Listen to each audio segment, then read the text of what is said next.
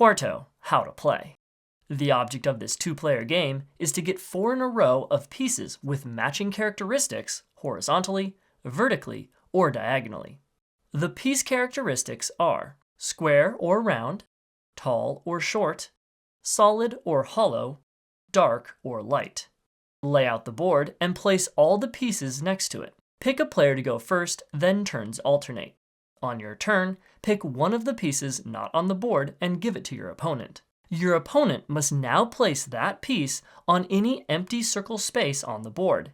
If they complete a 4 in a row by matching a common characteristic, then they say Quarto and win. If not, then you end your turn and they go, picking a piece for you to play. You are allowed to match with any piece on the board, even if your opponent placed it. It is okay if more than one characteristic is in common. You must call Quarto in order to win. If you fail to do so, then the next player may call Quarto on their turn and win. Pieces on the board may not be moved. If all the pieces are placed and there is no winner, then it is a draw.